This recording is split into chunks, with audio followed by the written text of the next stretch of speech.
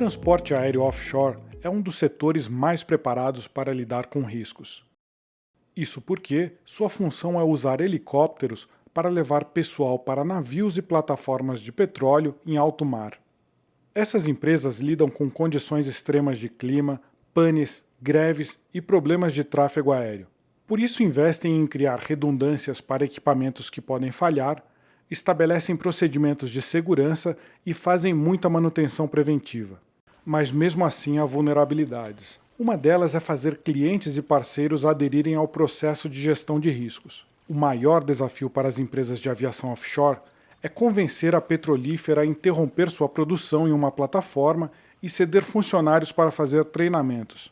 Isso daí ocorre muito na área de treinamento, por exemplo, onde a empresa às vezes não quer gastar com treinamento, às vezes ela não quer parar a sua produção para estar treinando e você não treina os seus pilotos para estar fazendo uma evacuação aeromédica à noite numa plataforma. Ou você decide fazer esse simulado em outro lugar que não seja plataforma.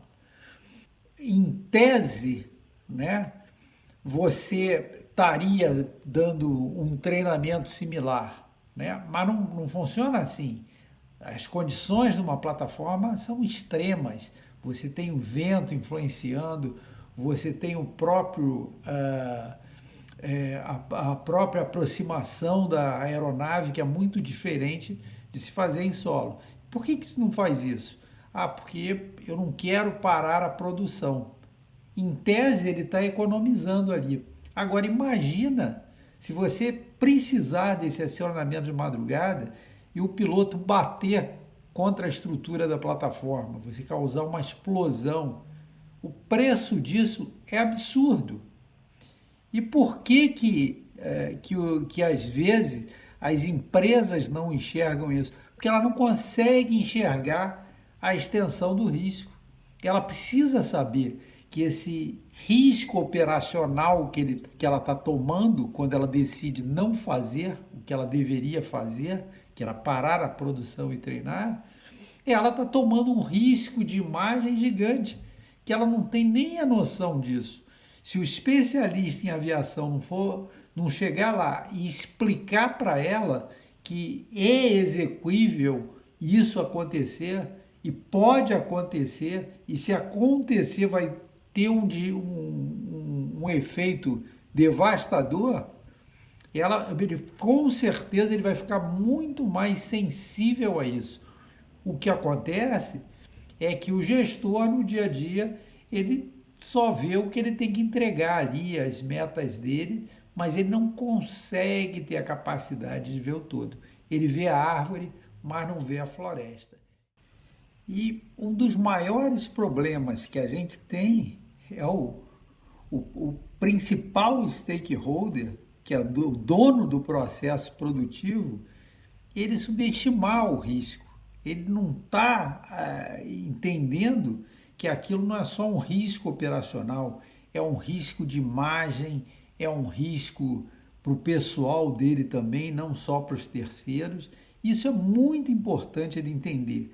E a melhor forma dele entender é aquele prestador de serviço, aquela equipe técnica que faz esse serviço na área de aviação, ele dá uma ideia muito clara das consequências do risco.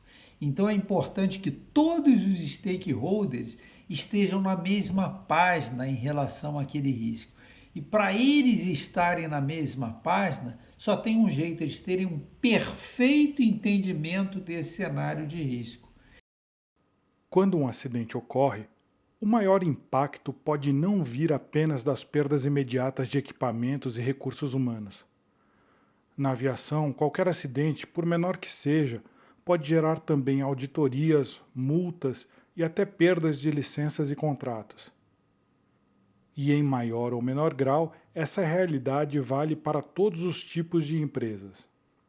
Por não ter uma visão clara desse cenário de risco, elas acabam achando que determinado risco é um risco operacional básico e elas assumem esses riscos, achando que estão fazendo alguma economia ou estão levando alguma vantagem, deixando de investir na mitigação desse risco, deixando de investir em treinamento, deixando de investir em sistemas e acabam tomando os riscos que normalmente elas não teriam nem ideia para isso. Então, quando a empresa ela decide não investir em treinamento, quando ela decide não investir em desenvolver uma cultura organizacional voltada para risco, ela simplesmente está fazendo uma economia porca que ela vai pagar essa conta em algum lugar do futuro. E com valor muito mais alto do que seria se ela tivesse fazendo a devida mitigação dos riscos, o devido treinamento da equipe, o devido acompanhamento e desenvolvimento de uma cultura organizacional voltada para a gestão de risco. E, lamentavelmente, elas não fazem.